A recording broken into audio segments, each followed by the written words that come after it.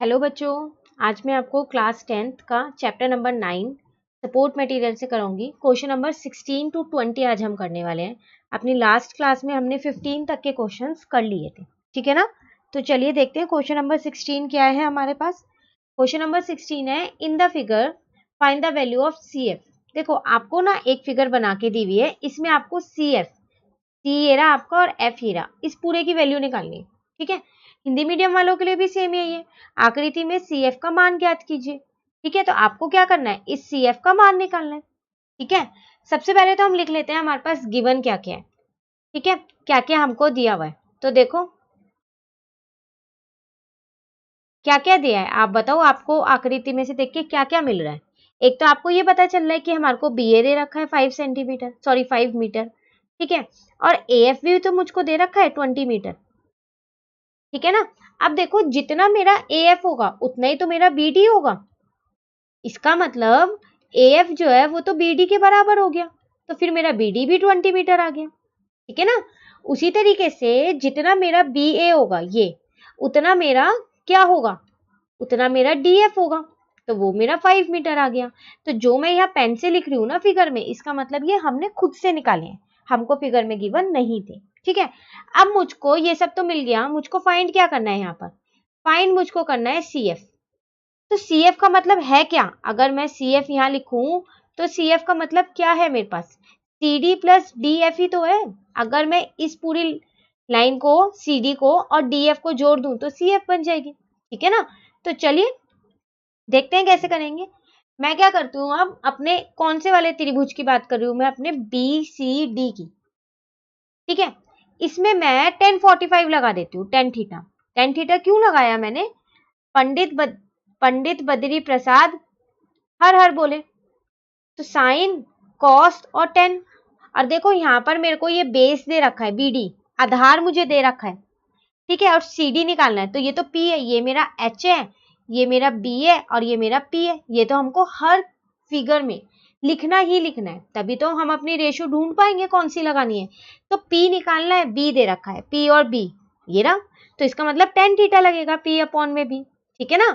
तो 10 theta, theta कितना है आपके पास 45, ठीक है।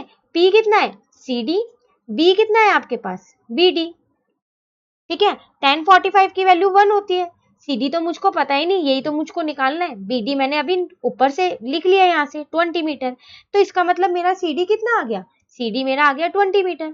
लेकिन मुझको तो सीएफ फाइंड करनी थी, यही करनी थी ना।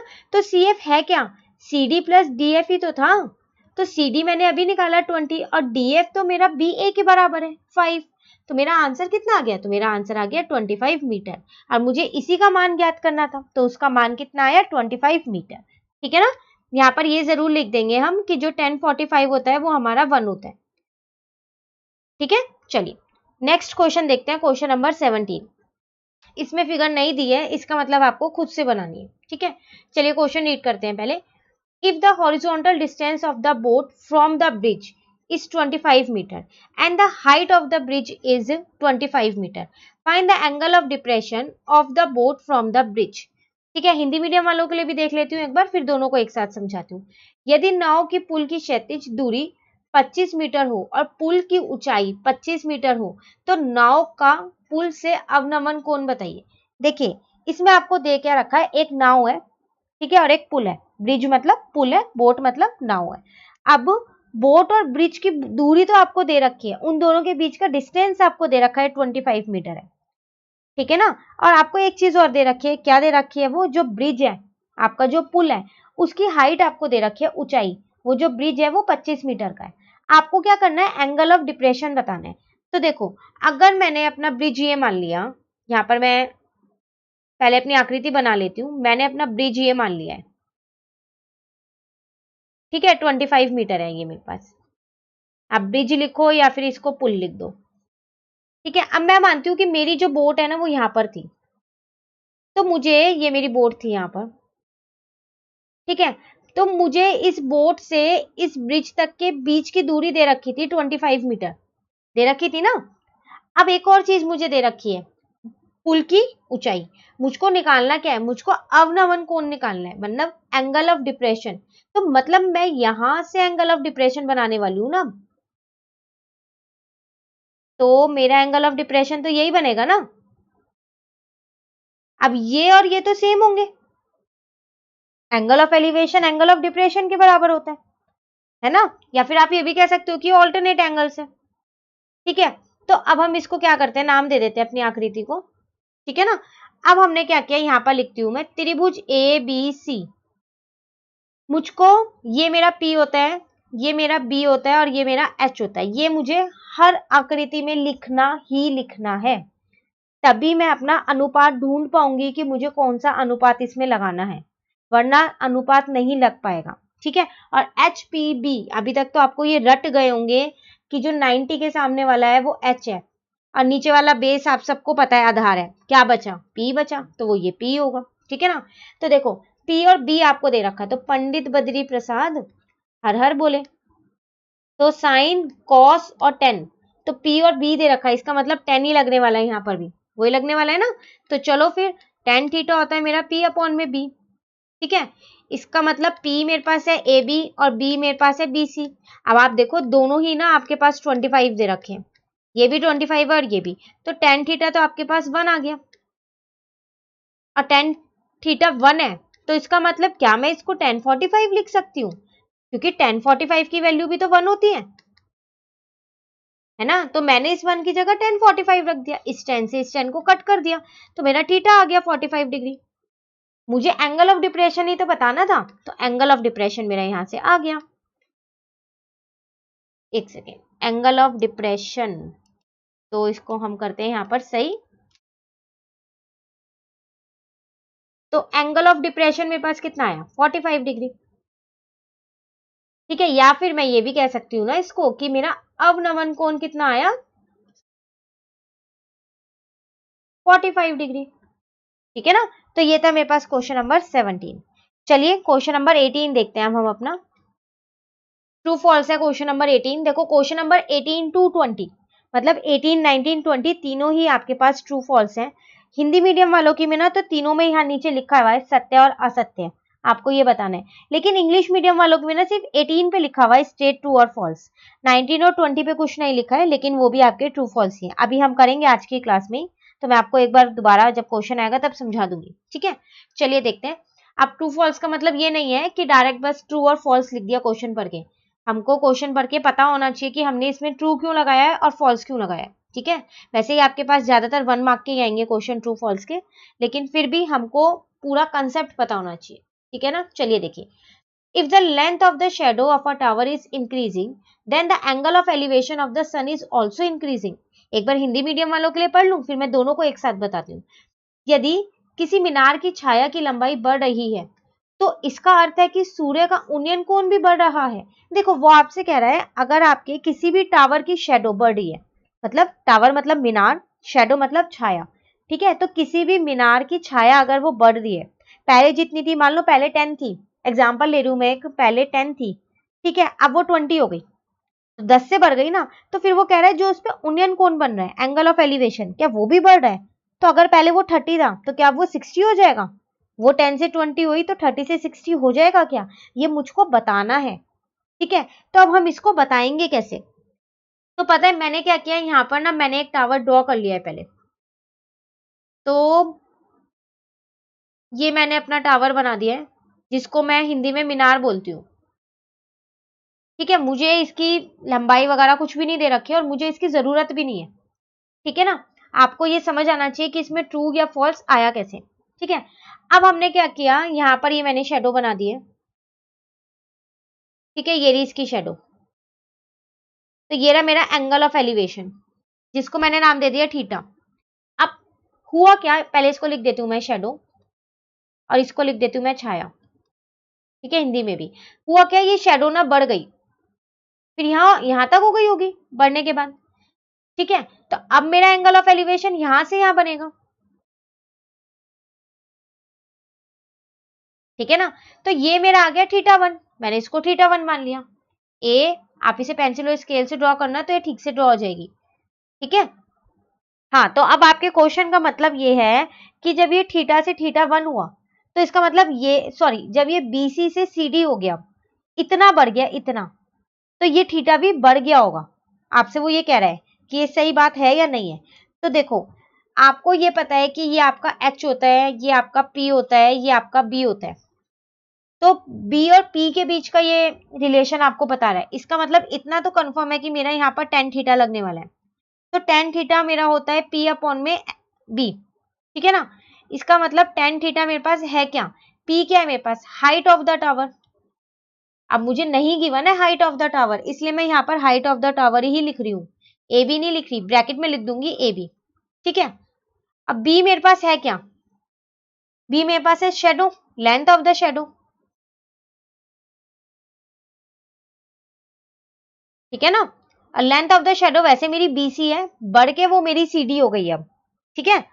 तो हाँ, अब वो आपसे कह रहा था अगर ये बढ़ा लेंथ, ये डिनोमिनेटर बढ़ेगा तो क्या ये थीटा बढ़ेगा, नहीं। जब डिनोमिनेटर बढ़ता है ना, आपको पता है ये आपका अंश है, ये आपका हर है, न्यूमरेटर अपॉन में डिनोमिनेटर। तो जब भी आपका हर या डिनोमिनेटर बढ़ता है, इंक्रीज होता है, तो जो ये वाली वैल्यू होती है ना, ये घटती है, बढ़ती नहीं है। आप कोई भी एग्जांपल ले लो इसमें, जैसे मैं आपको एक एग्जांपल देती हूँ। आपके पास मैंने यहाँ लिखा 2/4, ठीक है। अगर आप इसको 2/4 को डिवाइड करोगे तो आपका आएगा 0.5, ठीक है ना। अब अगर मैंने क्या किया, इसको बढ़ा दिया, इसको मैंने लिख दिया 2/6, ठीक है। एकदम ध्यान से समझना, इसी एग्जांपल से ये आंसर निकाल दोगे आप। तो आपका ये आ गया 0.33। अब आप बस ये देखते रहो मैं इसको चेंज कैसे करूं। अब मैंने कर दिया इसको 2/8। आप कोई से भी 2 नंबर ले सकते हो, रटना मत इस चीज को, ठीक है। तो ये आपका आ गया 0.25। अब जरा एक चीज आप यहाँ ध्यान से देखो, जब नीचे 4 था तो आपका आंसर इतना आया 0.5। जब मैंने नीचे का हर मतलब नीचे वाला ये हर डिनोमिनेटर बढ़ा दिया तो आपका ये जो है ये क्या हो गया, कम हो गया, हुआ नहीं हुआ। उसी तरीके से जब मैंने और बढ़ा दिया आपका हर, तो ये और कम हो गया, हो गया। तो इसका मतलब जब मैं लेंथ ऑफ द शेडो बढ़ाऊंगी तो जो मेरा ये थीटा है ये तो घट जाएगा, घटेगा नहीं घटेगा। तो आपको तो वो कह रहा था कि वो बढ़ जाएगा, नहीं नहीं होगा ना। इसका मतलब 18 वाला जो आपका क्या है वो है फॉल्स है, आपका फॉल्स, या फिर आप उसको कह सकते हो आ सकते हैं, ठीक है। तो आप लिख देना इसमें कि थीटा जो है डिक्रीज होगा जब हमारी length of the shadow increase होगी, ठीक है। तो यहां लिख सकते हो आप उन्नयन कोण जो है वो हमारा घटेगा, बढ़ेगा नहीं जब हमारी मीनार की छाया बढ़ेगी, ठीक है। तो ये आपको लिखना है और ये ऐसे करना है। 1 मार्क का आया, डायरेक्ट लिखना हुआ तो आप डायरेक्ट कर देना फॉल्स और ट्रू, लेकिन आपको पता होना चाहिए कि आपका ट्रू फॉल्स आया कैसे, ठीक है। चलिए सेम ऐसे ही मेरे पास एक 19 क्वेश्चन है जिसमें मुझे ट्रू फॉल्स ही बताना है। हिंदी मीडियम वालों के लिए यहाँ लिखा हुआ है सत्य और असत्य, लेकिन ना इंग्लिश मीडियम वालों के में नहीं लिखा हुआ, तो मैं यहाँ लिख देती हूँ ट्रू और फॉल्स। कोई बात नहीं, बुक में नहीं लिखा तो हम लिख देते हैं यहाँ पर, ठीक है। चलिए अब हम अपना क्वेश्चन देखते हैं। If a man is standing on the deck of a ship 3 meters above the surface of sea, absorb a cloud and its reflection in the sea, then the angle of elevation of the cloud is equal to the angle of depression of its reflection. एक बार Hindi medium वालों के लिए भी read कर दूं, फिर मैं दोनों को एक साथ समझाने वाली हूँ, ठीक है। एक व्यक्ति जहाज के डेक पर समुद्र तल से 3 मीटर की ऊंचाई पर खड़ा होकर एक बादल व समुद्र में उसकी छाया को देखता है। ऐसी स्थिति में बादल का उन्नयन कोण व छाया का उन्नयन कोण बराबर होगा। देखो है क्या, आपके पास ना एक जहाज है, ठीक है। जहाज के मतलब शिप, वो शिप जो है उसके डेक पे, ठीक है, एक व्यक्ति खड़ा हुआ है, एक मैन खड़ा है, वो 3 मीटर की ऊंचाई पे खड़ा हुआ है। अब वो पता है क्या कर रहा है, वहां से खड़ा होके एक तो वो बादल देख रहा है, तो आप इमेजिन करो कि वो कैसे ऊपर की साइड ही तो वो देख रहा होगा ना, ठीक है। जैसे जैसे मैं आपको क्वेश्चन बता रही हूँ आप अपने माइंड में उस फिगर को ड्रॉ करो, तभी आप एग्जाम में ऐसे क्वेश्चंस को कर पाओगे जल्दी से, क्योंकि ये 1 मार्क के क्वेश्चन आने वाले हैं। इतना लेंदी प्रोसेस से नहीं होगा, मैं आपको पहले ही बता रही हूँ कि मैं आपको क्वेश्चन नंबर 19 पूरा सॉल्व करके बताऊंगी, तो थोड़ा लेंदी है वो। लेकिन आपको माइंड में जब अगर फिगर आ गई आपको बनानी, तो आप बोर्ड एग्जाम में इसको बहुत जल्दी से कर सकते हो, ठीक है ना। 1 मार्क के क्वेश्चन में आपको इतना टाइम नहीं लगाना है। तो आप एक इमेजिन करो फिगर कि एक जहाज के डेक पे एक व्यक्ति खड़ा हुआ है, वो नीचे से ऊपर की ओर क्लाउड को देख रहा है। ठीक है, याद रखना कि जो जहाज है उसके नीचे पानी है, तो उस क्लाउड की जो छाया है, बादल की जो छाया है, वो छाया उस पानी के अंदर बन रही है और वो उसको भी देख रहा है, पानी की छाया को भी। तो जब वो ऊपर बादल को देख रहा है तो उन्नयन कोण बना रहा है, एंगल ऑफ एलिवेशन। और जब वो उसकी छाया को देख रहा है पानी के अंदर, समुद्र के अंदर जब वो छाया को देख रहा है, तो वो क्या बना रहा है, एंगल ऑफ डिप्रेशन या फिर अवनमन कोण बना रहा है। ठीक है ना, फिगर आपकी इमेजिन हो गई होगी, कई बच्चों के माइंड में इमेजिन हो गई होगी अभी तक फिगर, कि कैसे फिगर ये बनने वाली है। ठीक है, अब आपको ये बताना है कि वो जो दो कोण बन रहे हैं, क्या वो दोनों कोण बराबर होंगे, ये आपको बताना है। ठीक है, चलिए अब मैं आपको फिगर बना के दिखाती हूँ क्या है। प्लीज मुझे कमेंट बॉक्स में बताना जरूर कितने बच्चों ने यही फिगर इमेजिन की थी जो मैं यहाँ पर बना रही हूँ। ठीक है, जितना आप इमेजिन कर पाओगे माइंड में, उतनी जल्दी आप 1 मार्क के क्वेश्चंस को सॉल्व कर पाओगे। ठीक है, देखो सबसे पहली बात ना, मैंने उस मैन को यहाँ पर शो किया है। ये मैं मान लिया ये मेरा समुद्र तट है वो पूरा। ठीक है, ई डी के नाम से मैंने इसको शो कर दिया। ठीक है ना, अब यहां मैं मानती हूं मेरा कहीं पर वो क्लाउड है जिसको ये देख रहा है। ठीक है, तो चलो इसको मान लेते हैं फिर, और ये इसको ऐसे देख रहा होगा ना। ठीक है ना, तो लो मेरा एंगल ऑफ एलिवेशन तो ये बन गया है, उन्नयन कोण। ठीक है, जिसको मैं थीटा ई लिख रही हूं ताकि पता चल जाए ये उन्नयन कोण है, एंगल ऑफ एलिवेशन है। अब इसकी जो छाया है वो तो नीचे बन रही है समुद्र में, तो यही तो समुद्र है आपका। ठीक है, फिगर आप थोड़ी क्लियर बना लेना पेंसिल और स्केल से, और ये क्लाउड्स ये पानी वगैरह अच्छे से बना लेना। इतनी अच्छी सी मेरी ड्राइंग है नहीं कि मैं आपको बिल्कुल क्लियरली इसको बना दूं। ठीक है, तो जो ये क्लाउड है इसकी जो छाया है, बादल की छाया पानी के अंदर आ रही है, तो देखो मैंने यहां बना दी है। ठीक है, अब वो तो यहां खड़ा है ना, जो आपका व्यक्ति है, यहां से उसने पहले ऊपर देखा, अब यहां से वो नीचे देख रहा है, तो इसका मतलब सबसे पहली बात तो ये यहां पर मेरा एंगल ऑफ डिप्रेशन बन गया। ठीक है, नहीं ठीक है, यहां तक आपको फिगर अच्छे से क्लियर हो गई। अब आपको क्या बताना है, आपको ये बताना है क्या आपका angle of elevation angle of depression के बराबर होगा, ट्रू या फॉल्स, ये इक्वल है या नहीं है, ये बताना है। ठीक है, सबसे पहली बात तो मुझे यहाँ दे क्या रखा है, सिर्फ मुझे ये दे रखा है जो वो मैन खड़ा है वो शिप से 3 मीटर अबव है, तो ये अगर मेरा शिप, तो ये मुझे 3 मीटर दे रखा है। मेरे को एक ही चीज गिवन है यहाँ पर, क्या गिवन है, वो मैंने ईडी जो मानी है अपनी 3 मीटर। ठीक है, इसको भी मैं नाम दे देती हूँ, इसको ए दे देती हूँ, इसको बी दे देती हूँ, इसको सी देती हूँ, डी मैं ऑलरेडी दे चुकी हूँ तो मैं इसको एफ दे देती हूँ। ठीक है ना, अब आप यहाँ पर एक चीज ध्यान से देखो कि आपका जो ये क्लाउड जितनी ऊपर होगा समुद्र में, उतनी ही नीचे सेम हाइट पे ही वो अपनी छाया बनाएगा। बनाएगा नहीं बनाएगा, इसका मतलब आपके पास अगर मैं एसी, यहां से है ना क्लाउड की हाइट, तो मैंने ना क्या किया, लेट कर दिया, लेट एसी जो है वो मेरा क्या है, एक्स है, एसी। तो इसका मतलब फिर सी एफ भी मेरा एक्स होगा, it means C F also equal to x. होगा नहीं होगा एक्स, क्योंकि मैंने अभी आपको बोला जितनी ऊपर क्लाउड होगा वो समुद्र के उतनी ही नीचे अपनी छाया बनाएगा। तो समुद्र के ऊपर क्लाउड इतना है, एसी है उसका, उसकी हाइट। ठीक है ना, इतनी ऊंचाई पे, तो इतनी समुद्र के नीचे बनेगी, तो सी एफ भी बराबर होगा। ठीक है, यहां तक आपको क्लियर हो गया। अब आई बात बीसी की, तो जब आपको ईडी पता है 3 सेंटीमीटर है, ठीक है, तो फिर आपकी बीसी कितनी होगी, बीसी भी तो आपकी 3 सेंटीमीटर ही होगी। ये मैंने खुद से लिखा है इसलिए मैंने सर्कल लगा दिया, ये मुझे क्वेश्चन में गिवन था। ठीक है ना, तो चलो आपको बीसी भी मिल गई 3 सेंटीमीटर। अब मेरे पास यहाँ पर दो समकोण त्रिभुज बन रहे हैं, एक समकोण त्रिभुज ये वाला है और एक समकोण त्रिभुज ये नीचे वाला है। एक में एंगल ऑफ एलिवेशन है उन्नयन कोण, और एक में एंगल ऑफ डिप्रेशन है अवनमन कोण। ठीक है, तो मैं दोनों में ही लगाऊंगी। तो सबसे पहली बात, ये मेरा एच है, ये मेरा पी है और ये मेरा बी है। ठीक है, पी ए बी है। अगर मैं कौन से त्रिभुज की बात कर रही हूं यहाँ पर, मैं अपने कौन से, इस वाले त्रिभुज की, ए ई बी की। ठीक है, तो देखो अब मैंने क्या किया, ये मेरा सारा गिवन और वो मैंने यहां लिख दिया है। अब मैंने बात की कौन से त्रिभुज की, अपने AEB की, ठीक है ना। तो इसमें जो मेरा टेन थीटा है, टेन थीटा ई, वो होगा मेरा P अपॉन में B, और P मेरे पास क्या है, AB, और B मेरे पास क्या है, BE। ठीक है, ना तो मुझे AB पता और ना ही मुझे BE पता, तो मैंने ना लेट कर लिया है कि जो मेरा BE है वो मेरा Y है, जैसे मैंने AC को X लेट किया है। अब जब मेरा पूरा AC X है और ये इतना 3 है, तो ये कितना होगा, X माइनस 3 होगा, नहीं होगा, तो यहीं पर ही लिख दूं, तो ए भी आपका कितना आ गया, x माइनस 3 आ गया।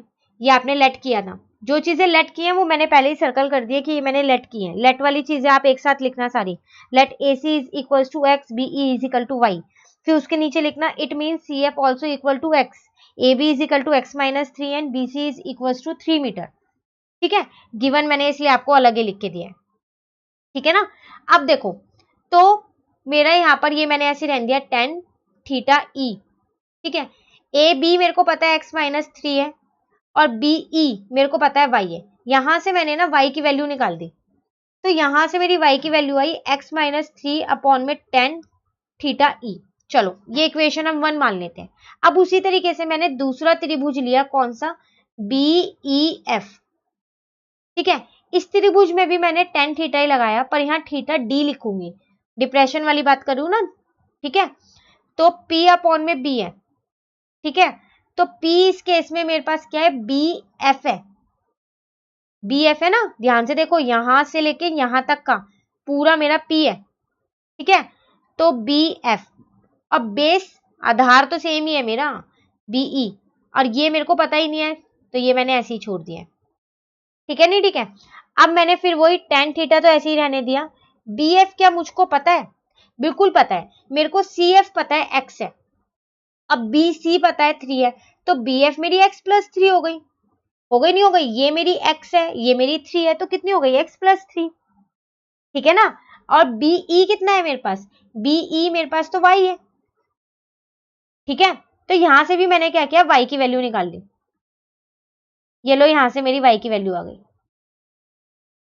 ठीक है। अब देखो वो मुझको ये कह रहा था क्वेश्चन में कि जो मेरा एंगल ऑफ एलिवेशन है क्लाउड का, then the angle of elevation of the cloud is equal to the angle of depression, क्या ये दोनों इक्वल होंगे। तो सबसे पहली बात तो मैं यहाँ पर, ये मेरी इक्वेशन 2 है, इक्वेशन 1 और 2 से मेरा y की वैल्यू आई, ठीक है। तो मैं यहाँ लिख देती हूँ सॉल्विंग इक्वेशन 1 एंड 2,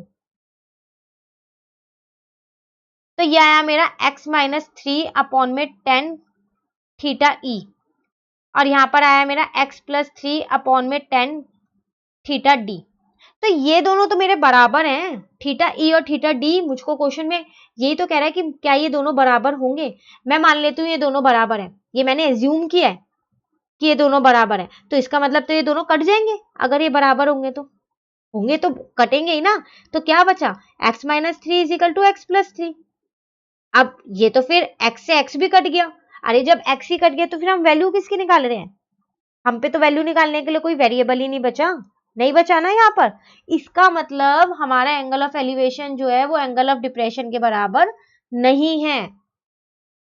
आपको यहाँ पर ये क्लियर हुआ, इसका मतलब जो स्टेटमेंट आपको दे रखी है वो फॉल्स है। क्यों, क्योंकि अगर आप एंगल ऑफ एलिवेशन उन्नयन कोण को अवनमन कोण के बराबर रखते हो तो ये दोनों मेरे कट जाएंगे, टेन थीटा ई और टेन थीटा डी मेरे कट हो जाएंगे, तो मेरे पास ये बच जाएगा, इतना बच जाएगा, और इसमें फिर x से x कट गया, तो माइनस 3 इजिकल टू प्लस 3 आ गया। ये तो कोई इक्वेशन ही नहीं बनी ना, तो इट मीन्स हमारे को जो स्टेटमेंट दे रखी है वो क्या है, मेरे पास फॉल्स है, ठीक है, आ सकते हैं। अब आप सोच रहे होंगे इतना बड़ा क्वेश्चन मैंने आपको करा दिया, इतनी ये मुश्किल सी फिगर भी बनवा दी है, और ये मैं कह रही हूँ आपको एक नंबर में आएगा ट्रू और फॉल्स में, तो इतना बड़ा कैसे करेंगे। तो देखो आपको जरूरी नहीं है ये ट्रू और फॉल्स में ही आए, ये अगर मैं यहाँ से ये कह दूं, इसको हटा दूं और थोड़ा सा चेंज कर दूं, इसमें एक चीज और दे दूं आपको और कह दूं एंगल ऑफ एलिवेशन निकालो या एंगल ऑफ डिप्रेशन निकालो, तब आप क्या करोगे, अभी तो ये ट्रू फॉल्स की फॉर्म में लिखा हुआ है, ठीक है। तब आपको ये ऐसे ही सॉल्व करना है पूरा, तब आपको कोई ना कोई इन्फॉर्मेशन गिवन होगी, बेस या परपेंडिकुलर आपको दे रखा होगा। अभी आपको यहाँ ट्रू फॉल्स की फॉर्म में दिया है, तो इतना बड़ा एक नंबर में तो पॉसिबल नहीं है करना। तो आपको क्या करना है, ये सब नहीं लिखना उसमें, गिवन हो गया, लेट फाइंड हो गया, सब कुछ फिगर में ही शो कर देना है।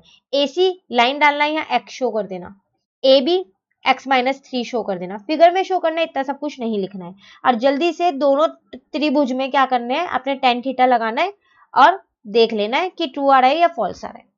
ठीक है ना, थोड़ा शॉर्ट करके करना है तब।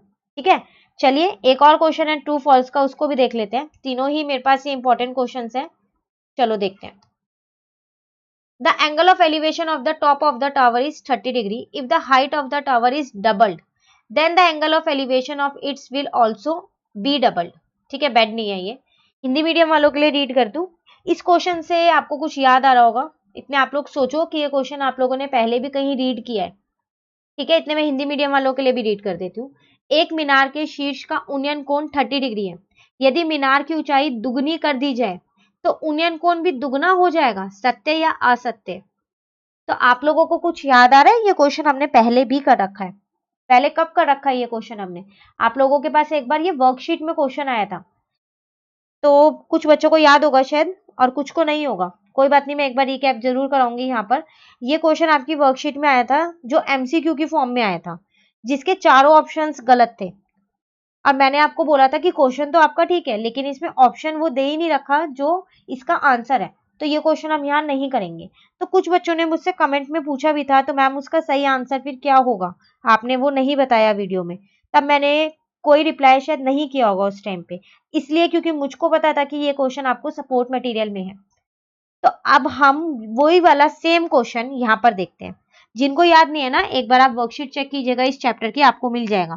फर्स्ट क्वेश्चन है, फर्स्ट या second question MCQ। Worksheet number तो मुझको भी नहीं याद आ रहा, वरना मैं जरूर बता देती। ठीक है, लेकिन हाँ, ये आपकी वर्कशीट का ही क्वेश्चन है जिसमें ऑप्शंस गलत थे। ठीक है ना, आप हिंदी और इंग्लिश मीडियम वालों में दोनों से ही कह रही हूँ, आप चेक करके मुझे कमेंट बॉक्स में बताइएगा जरूर कि वो कौन सी वर्कशीट का क्वेश्चन था और कितने बच्चों को याद भी था। ठीक है ना, चलिए देखते हैं। आपको क्या कह रहे हैं यहाँ पर, आपको ना एक एंगल ऑफ एलिवेशन दे रखा है टॉप ऑफ द टावर से 30 डिग्री है। आपसे वो कह रहा है अगर आप उस टावर की हाइट को डबल कर दो तो क्या आपका एंगल ऑफ एलिवेशन डबल हो जाएगा? चलो करके देख लेते हैं, हो जाएगा तो सत्य है, नहीं होगा तो असत्य लिख देंगे। ठीक है, चलो पहले तो फिर टावर बनाते हैं यहाँ पर हम। तो ये मैंने अपना टावर बनाया, फिगर को मैं बार बार बोलती हूँ, आप अपनी आकृति को पेंसिल और स्केल से ही बनाना। ठीक है, ये मत सोचना कि मैं ऐसे बनाती हूँ तो आपको भी एग्जाम में ऐसी बनानी है। टावर मुझे दे रखा है, नहीं दे रखा, हाइट इसकी है ना h मान लेती हूँ मैं इसको फिर। ठीक है, यहां से मैंने अपना एंगल ऑफ एलिवेशन ये बना दिया। अच्छा, अब वो मुझसे क्या कह रहा है, अगर मैं इस थीटा को डबल कर दूं, अच्छा थीटा तो मुझे दिया है यहाँ 30 डिग्री, तो चलो फिर 30 डिग्री लिखते हैं, जब हमको दिया हुआ है 30 डिग्री, तो ये मुझको दे रखा था 30 डिग्री है। ठीक है, हाँ, अब वो मुझसे कह रहा है अगर मैं हाइट डबल कर दूं, तो डबल मतलब हाइट इतनी कर दूं, लग रही है ना डबल की जितनी हो गई होगी, तो फिर मेरा एंगल ऑफ एलिवेशन डबल हो जाएगा, ऐसा मुझसे कह रहा है वो। तो चलो देखते हैं, एंगल ऑफ एलिवेशन पहले बनाए, तो यहाँ पर मैं डॉटेड से बना रही हूँ, आप पूरा ही बनाना, मैं इसको पूरा कर ही देती हूँ। मैंने इसलिए नहीं किया कि एकदम टेढ़ी लाइन चली जाएगी तो फिर समझ में नहीं आएगा आपको। ये रहा, ठीक है, तो चलो इसको नाम देते हैं फिर। अच्छा एक सेकेंड, ये फिगर ना थोड़ी सी गलत बन गई है मेरे से, मैं एक बार इसको दोबारा बनाती हूँ, रुको, ऐसे नहीं बनेगी ये फिगर। इसको पूरा इरेज करते हैं, एक बार दोबारा बनाते हैं इसको। क्वेश्चन जो समझाया वो तो ठीक है, इसमें मैंने एक छोटी सी मिस्टेक कर दी है, यहाँ पर है, मैं थोड़ा इधर को बनाती हूँ ये फिगर। ठीक है ना, ये आपके पास टावर है मान लेते हैं। ठीक है, सबसे पहले आपके पास एंगल ऑफ एलिवेशन ये था, अब ये इतना हो गया, डबल हो गया, तो एंगल ऑफ एलिवेशन तो यहीं से बनेगा ना, आप तो यहीं खड़े हो, आप थोड़ी ना आगे शिफ्ट हो गए हो, तो मैंने पहले वाली फिगर में ना आपको आगे शिफ्ट कर दिया था इसलिए। ठीक है ना, ये रहा आपका, अब सही है। ठीक है, तो ये मुझे 30 दे रखा है, मुझसे कह रहा है क्या अब ये डबल हो जाएगा, डबल मतलब 60 हो जाएगा, 2 से इंटू। ठीक है ना, तो चलो देखते हैं होगा या नहीं होगा। अभी हम 60 नहीं लिख सकते डायरेक्ट, क्योंकि हमें पता नहीं है होगा या नहीं होगा, तो सबसे पहली बात तो मैंने यहाँ पर लेट किया है, माना है मैंने, क्या माना है मैंने, BC जो है ना वो मेरा H है, ठीक है, ये मैंने खुद से माना है BC मेरा H है। तो फिर मेरा AC कितना होगा, जब मेरा BC H है तो फिर मेरा AC क्या होगा, AC तो मेरा 2H होगा। क्यों, क्योंकि अभी तो मेरे को क्वेश्चन में बोला है कि टावर की हाइट डबल हो गई, तो H का डबल करूंगी तो 2H हो जाएगा, ठीक है। अब मैं अपने छोटे वाले त्रिभुज में कौन सा त्रिभुज ले रही हूं मैं, यहाँ पर DBC, इसमें मैं लगा रही हूँ 1030। 1030 होता है मेरा P अपॉन में B, P मेरे को पता है मेरा BC है, ठीक है, BC। अब बेस कितना है मेरे पास, बेस है मेरे पास DC, तो मैं यहाँ पर DC को भी मान लेती हूँ कुछ, DC को मैंने यहाँ पर मान लिया है Y, ठीक है।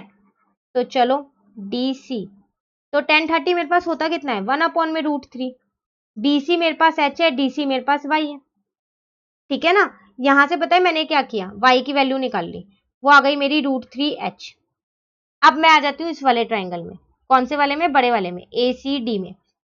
इसमें तो मुझे ये पता ही नहीं है, मैं इसको थीटा मान लूं अभी के लिए। 60 आना चाहिए वैसे हमारा आंसर, 60 आया तो ट्रू, नहीं आया तो फॉल्स। तो फिर वही tan theta is equal to P upon में B। P अब मेरे पास AC हो गया, अब B मेरे पास तो वही है अभी तक, DC है, ठीक है, DC।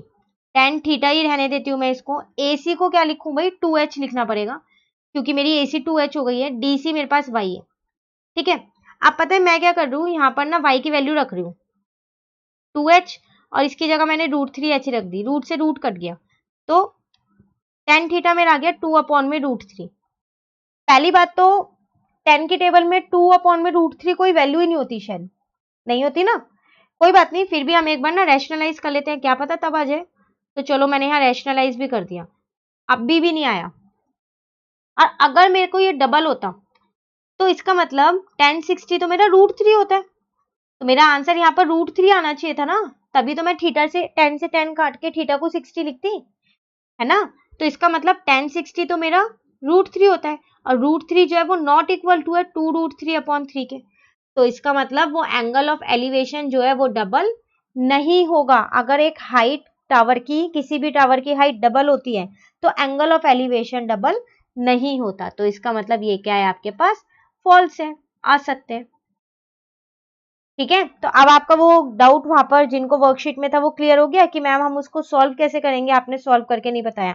तो लो ये मैंने आपको आज यहाँ पर सॉल्व करके भी बता दिया कि उसका आंसर क्या आएगा, उसका आंसर tan थीटा आएगा 2√3 अपॉन में 3, और ये क्वेश्चन आपके पास ट्रू या फॉल्स में ही आ सकता है, ठीक है, क्योंकि यहाँ पर थीटा की ये वैल्यू ही नहीं है टेबल में, इस tan की कोई वैल्यू नहीं होती, तो आप इसका आगे आंसर नहीं निकाल सकते, तो ये ट्रू या फॉल्स में ही आ सकता है, ठीक है। तो ये थे हमारे पास आज क्वेश्चन नंबर 16 to 20, जिसमें 3 ट्रू फॉल्स थे, बहुत अच्छे ट्रू फॉल्स हैं, बहुत इंपॉर्टेंट ट्रू फॉल्स हैं। अच्छे का मतलब क्वेश्चन अच्छा है, बस समझना आना चाहिए अच्छे से, एक बार आ गया तो फिगर तो आप आसानी से बना सकते हो, माइंड में बनाने की कोशिश किया करो फिगर को, ताकि जल्दी क्वेश्चन होए, ठीक है ना। अब जो क्वेश्चन नंबर 21 से है वो हम अपनी नेक्स्ट वीडियो में करेंगे, नेक्स्ट वीडियो में मैं आपको 21 to 25 कराऊंगी, वो भी सारे इंपॉर्टेंट क्वेश्चन है, ठीक है। चलिए आज के लिए इतना ही, अगर आपको ये वीडियो अच्छी लगी तो आप इसे लाइक जरूर कीजिएगा और मेरे चैनल को सब्सक्राइब कीजिएगा। Thank you.